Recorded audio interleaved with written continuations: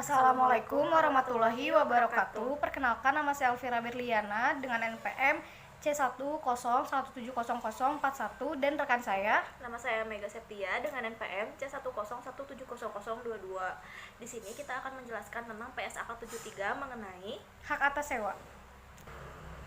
Jadi PSAK 73 ini adalah PSAK terakhir yang mengadopsi IFRS 16 dan mengatur tentang urusan sewa. PSAK ini juga mengganti beberapa PSAK sebelumnya seperti PSAK 30 yang mengatur tentang sewa, ISAK 23 tentang sewa operasi, dan ISAK 25 yang mengatur hak atas tanah. Nah, tujuannya itu untuk menetapkan prinsip pengakuan, pengukuran, penyajian, dan pengungkapan sewa. Tujuan lainnya untuk memastikan bahwa penyewa dan pesewa memberikan informasi relevan dengan cara yang merepresentasikan dengan tepat transaksi tersebut. Nah, informasi tersebut memberikan dasar bagi pengguna laporan keuangan untuk menilai dampak sewa terhadap posisi keuangan, kinerja keuangan, dan arus kas entitas. Nah, di sini entitas mempertimbangkan syarat dan ketentuan kontrak dan seluruh fakta keadaan yang relevan ketika menetapkan pernyataan ini. Entitas menerapkan juga pernyataan ini secara konsisten untuk kontrak dengan karakteristik serupa dan dalam keadaan yang serupa. untuk ruang lingkup PSAK 73 itu entitas menerapkan pernyataan ini untuk seluruh sewa, termasuk sewa aset hak guna dalam subsewa, kecuali untuk 1. Sewa dalam rangka eksplorasi atau penambangan mineral, minyak, gas alam, dan sumber daya serupa yang tidak dapat diperbarui. Yang kedua, sewa aset biologis dalam ruang lingkup PSAK 69, yaitu agrikultur yang dimiliki oleh penyewa. Yang ketiga, perjanjian konsekuensi jasa, perjanjian konsesi jasa dalam ruang lingkup ISAK 16, yaitu perjanjian konsesi jasa. Selanjutnya yang keempat itu ada lisensi kekayaan intelektual yang diberikan oleh pesewa dalam ruang lingkup DE PSAK 73, yaitu pendapatan dari kontrak dan dengan pelanggan. Dan yang terakhir itu yang kelima ada hak yang dimiliki oleh penyewa dalam perjanjian lisensi dalam ruang lingkup PSAK 19, yaitu aset tak berwujud untuk item seperti film, rekaman video, karya panggung, manuskrip atau karya tulis, hak paten dan hak cipta. Untuk pengecualian pengakuannya itu ada penyewa dapat memilih untuk tidak menerapkan persyaratan untuk yang pertama, sewa jangka pendek, dan yang kedua itu ada sewa yang aset pendasarnya bernilai rendah. Untuk jika penyewa memilih untuk tidak menerapkan persyaratan, maka penyewa mengakui pembayaran sewa yang terkait dengan sewa tersebut sebagai beban baik dengan dasar garis lurus selama masa sewa maupun dasar sistematik lainnya. Penyewa menerapkan dasar sistematik lain jika dasar tersebut lebih mempresentasikan pola manfaat penyewa. Dan jika penyewa mencatat sewa jangka pendek dengan menerapkan paragraf 06, maka penyewa mempertimbangkan sewa tersebut sebagai sewa baru untuk tujuan pernyataan ini. Jika A. terdapat modifikasi sewa dan atau B. terdapat perubahan masa sewa. Sebagai contoh, penyewa mengeksekusi opsi yang sebelumnya tidak termasuk dalam penentu masa sewanya. Lalu, pemilihan sewa jangka pendek dibuat berdasarkan kelas aset pendasar yang terkait dengan hak guna tersebut. Kelas aset pendasar adalah pengelompokan aset pendasar dengan sifat dan penggunaan yang serupa dalam operasi entitas. Pemilihan untuk sewa yang aset pendasarnya bernilai rendah dapat dilakukan atas dasar sewa per sewa. Jika penyewa mencatat sewa jangka pendek, maka penyewa mempertimbangkan sewa tersebut sebagai sewa baru tujuan pernyataan ini jika yang pertama, terdapat modifikasi sewa atau terdapat perubahan masa sewa. Sebagai contoh, penyewa mengeksekusi opsi yang sebelumnya tidak termasuk dalam penentu masa sewanya. Lalu di sini pemilihan sewa jangka pendek dibuat berdasarkan kelas aset pendasar yang terkait dengan hak guna tersebut. Kelas aset pendasar adalah pengelompokan aset pendasar dengan sifat dan penggunaan yang serupa dalam operasi entitas. Pemilihan untuk sewa yang aset pendasarnya bernilai rendah dapat dilakukan atas dasar sewa per sewa. Di sini kita bisa mengidentifikasi sewa dengan pada tanggal insepsi kontrak, entitas menilai apakah sewa kontrak merupakan atau mengandung sewa. Suatu kontrak merupakan atau mengandung sewa jika kontrak tersebut memberikan hak untuk mengendalikan penggunaan aset identifikasian dalam suatu jangka waktu untuk dipertukarkan dengan imbalan. Jangka waktu dapat dideskripsikan sebagai jumlah penggunaan aset identifikasian, sebagai contoh, jumlah unit produksi dari suatu peralatan yang akan digunakan untuk memproduksi. Untuk memisahkan komponen kontrak tersendiri, yaitu yang pertama ada penyewa. Untuk kontrak yang mengandung komponen sewa dan tambahan suatu atau lebih komponen sewa atau non-sewa, penyewa mengalokasikan imbalan dalam kontrak ke masing-masing komponen sewa berdasarkan harga tersendiri relatif dari komponen sewa dan harga tersendiri agregat dari komponen non-sewa. Harga tersendiri relatif dari komponen sewa dan non-sewa ditentukan berdasarkan harga yang akan dibebankan oleh pesewa atau pemasok serupa kepada entitas untuk komponen tersebut atau komponen serupa secara terpisah. Nah, sekarang dari pihak pesewa itu untuk kontrak yang mengandung komponen sewa dan tambahan satu atau lebih komponen sewa atau non-sewa. Pesewa mengalokasi imbalan dalam kontrak dengan menerapkan DE PSAK 72, yaitu pendapatan dari kontrak dengan pelanggan paragraf 73 sampai 90. Nah, untuk masa sewa itu sendiri, di sini entitas menentukan masa sewa sebagai periode sewa yang tidak dapat dibatalkan. Dan juga yang pertama, periode yang dicakup oleh opsi untuk memperpanjang sewa jika penyewa cukup pasti untuk mengeksekusi opsi tersebut, dan periode yang dicakup oleh opsi untuk menghentikan sewa jika penyewa cukup pasti untuk tidak mengeksekusi opsi tersebut. Dalam menilai apakah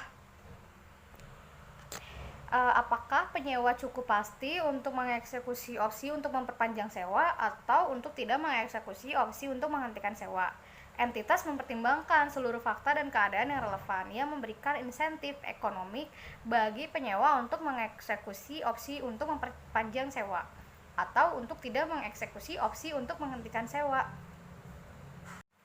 Penyewa menilai kembali apakah cukup pasti untuk mengeksekusi opsi perpanjangan atau tidak, atau untuk tidak mengeksekusi opsi penghentian pada saat terjadinya peristiwa signifikan atau perubahan signifikan dalam kondisi yang pertama itu ada berada dalam pengendalian penyewa dan mempengaruhi apakah penyewa cukup pasti untuk mengeksekusi opsi yang sebelumnya tidak termasuk dalam penentuan masa sewa atau untuk tidak mengeksekusi opsi yang sebelumnya termasuk dalam penentuan masa sewa.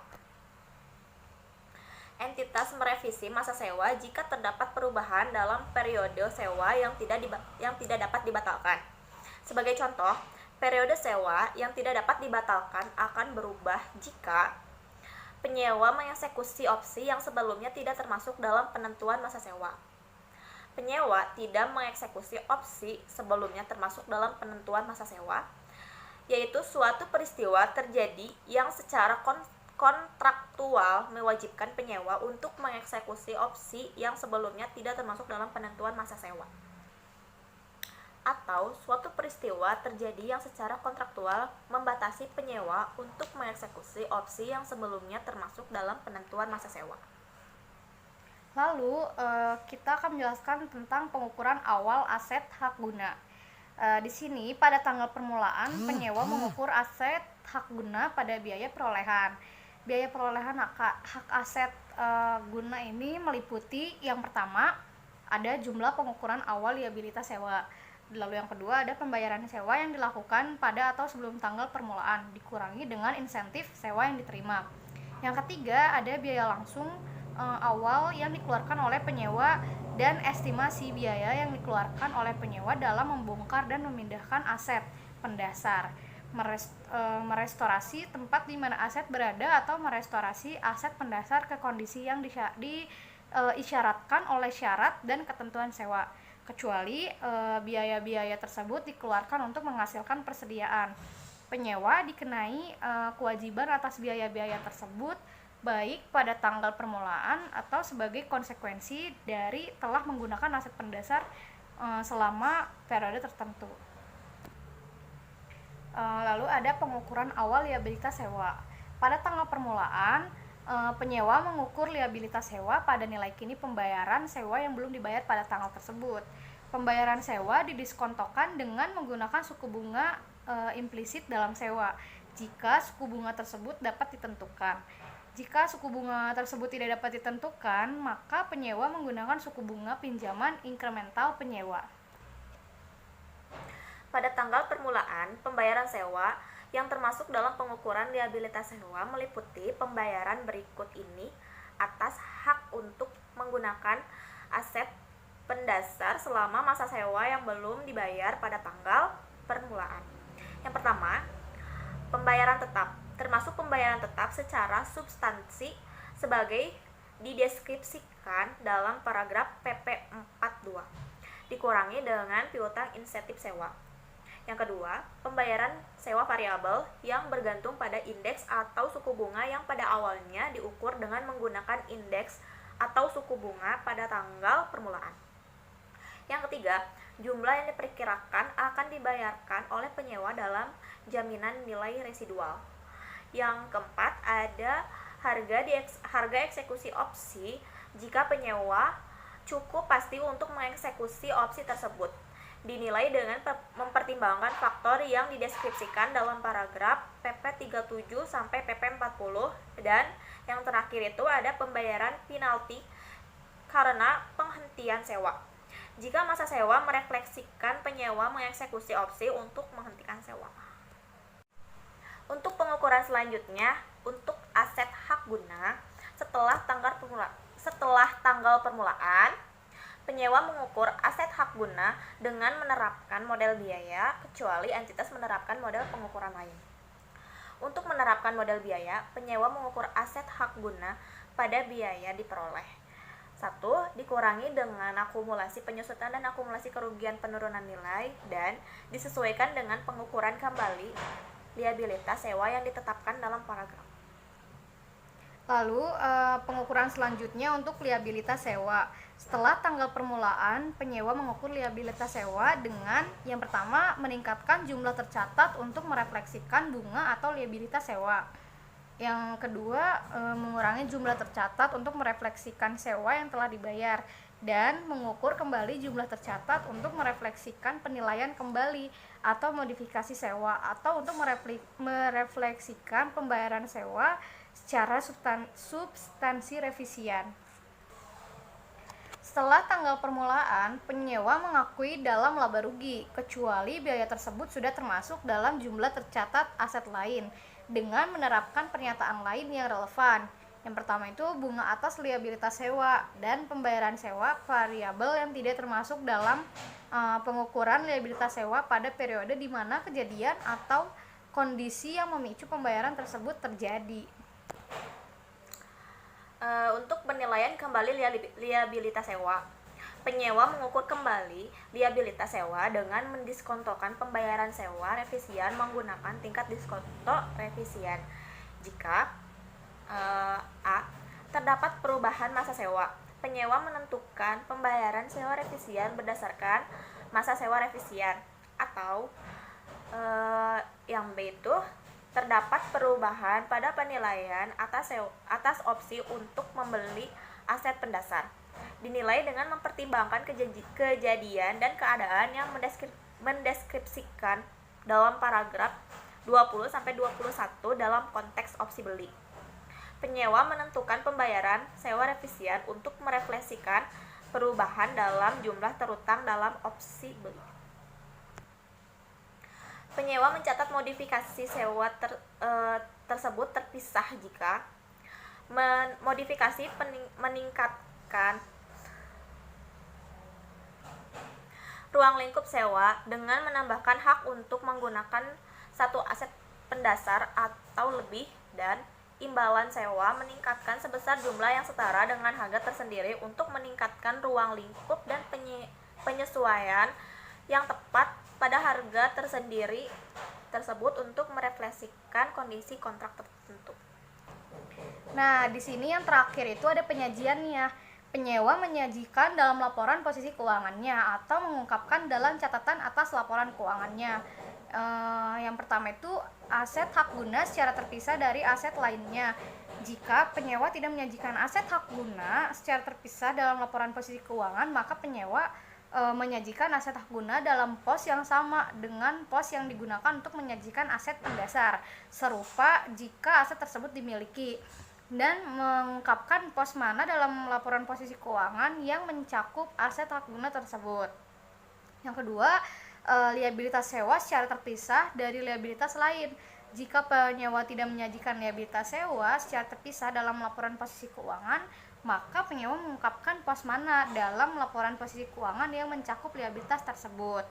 Nah, sekian dari presentasi PSAK 73 ini. Bila ada kekurangan, kami mohon maaf. Billahi taufiq wal hidayah. Wassalamualaikum warahmatullahi wabarakatuh.